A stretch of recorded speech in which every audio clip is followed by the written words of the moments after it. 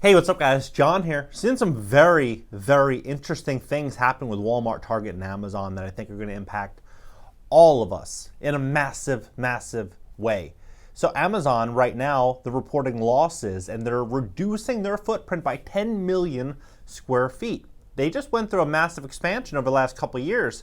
And now what we're seeing is these losses, coupled with losses from Walmart and Target, these are low-cost providers. Why this is so important is when people want to save money, they go shop at one of those top three. That's where they go. They don't go to a small business because small business, unfortunately, they can't compete in terms of pricing. So if you're penny pinching, if you have 20 bucks or $50 that you want to spend, you're more than likely going to try to spend it where you can get the biggest bang for your buck, which is going to be one of those three locations. But now they're all getting hit with inflation, and what I think is ultimately going to happen, their next step, is going to be a real big problem. So the last couple of years, what they did, all of them, is that they increased minimum wage. They increased how much they were going to pay their employees, which did a couple things. One, the employees were happier because they received more money, kept up with inflation, they felt more secure.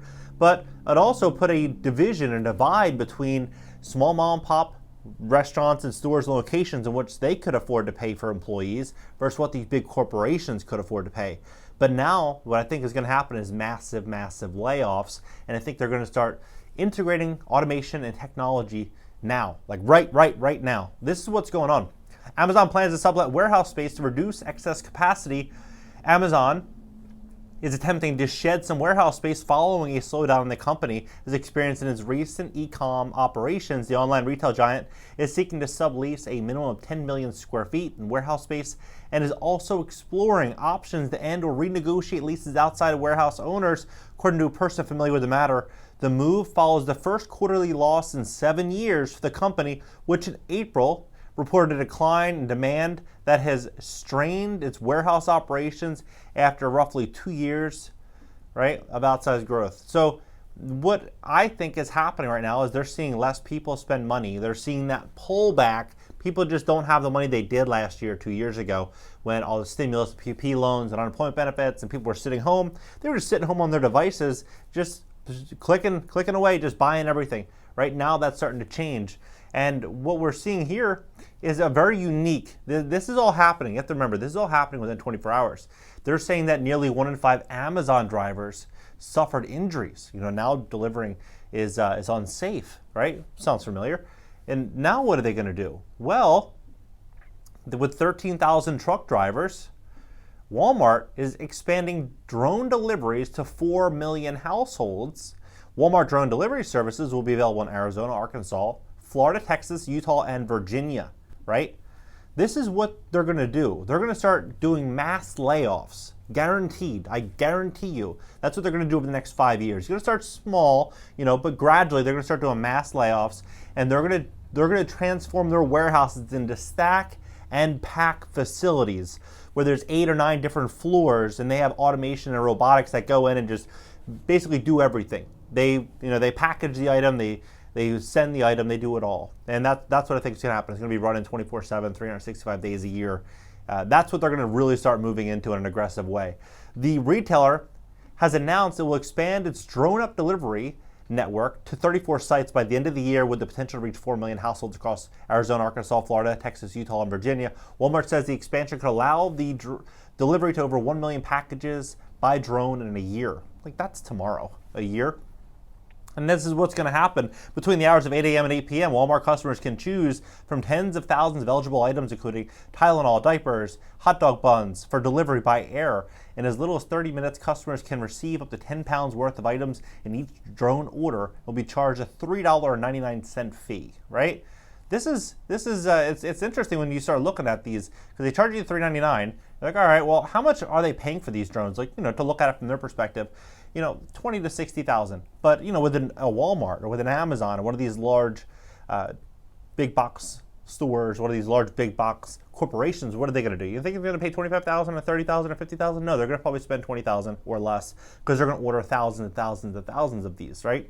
And what's ultimately going to happen is that if inflation continues skyrocketing, which we all know is likely not going to go back to what it was 2 years ago, then that would mean that Amazon would have to start really, really increasing their pay for their truck drivers, for their employees. And if they do that, they have to ask themselves, well, if we're increasing the pay to this level and we're getting less sales because people have less money, that means we lose money. That doesn't make sense. It might make sense just to reduce our overall costs, through our employees, invest in, drones, technology. This is what's happening. And we can then reduce our costs. We can become more profitable and have more direct control over our business, and we won't be impacted by inflation in terms of hiring as much as we were before. And we're going to start to have more of a competitive advantage, being able to bring our prices down even more because our costs are less, which is going to then be a big problem for small business that just they don't have that the ability to do that. And so this only simply allows them to grow and grow and grow and grow. So this is why I keep, I'm looking at this recession. I'm looking at everything that's happening. The whole thing to me is so obvious. Everything that's happening is for this move into tech. This is what's ultimately going to happen. Look at all these truck drivers. Remember the last year, everyone was talking about truck drivers. Truck drivers are going to be going through a challenge in a couple of years.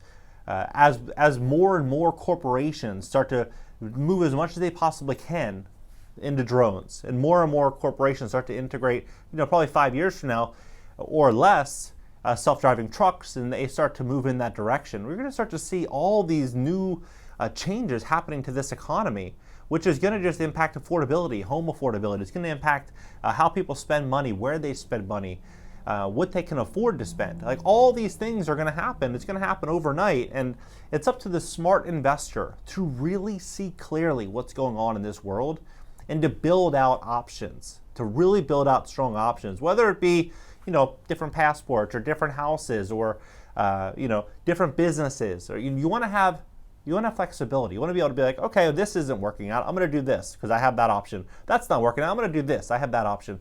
Without those options, and you just have this one just option A, that's all you have, and then that fades away, then what's option B, right?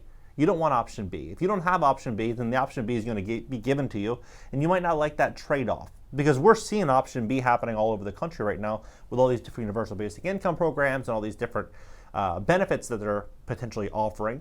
A lot of people don't want that, right? A lot of people want to be independent. They want to be able to earn their own living. But they have to pay attention to what's happening technologically, what's actually happening in this world, this economy.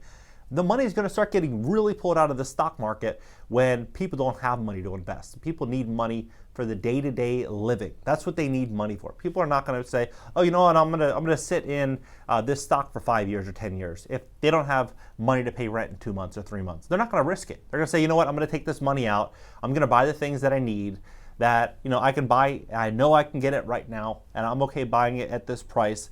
I'm going to need it in the next 3 months or 6 months. I'd rather just buy it and have it. That's what we're going to start stepping into, that type of mentality throughout a lot of families throughout America are going to be stepping into that.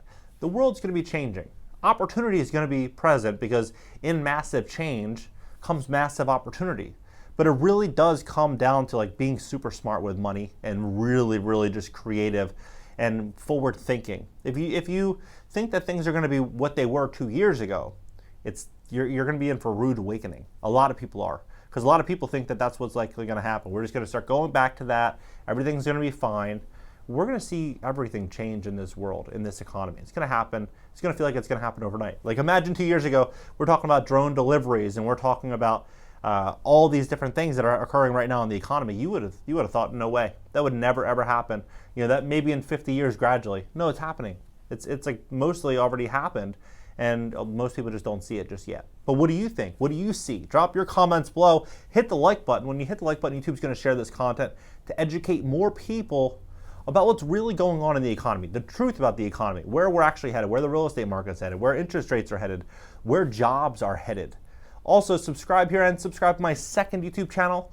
That second YouTube channel is going to be an interactive show and a podcast this week where people are going to be able to call into the show, tell me about their situation, ask me questions. We're going to be able to go through current events and what's actually going on in the economy and talk about it together, like a one-on-one call-in show. It's going to be really cool. And also going to be a podcast. And then my LinkedIn, Twitter, Instagram, everything's up in the banner. I'll catch you guys later.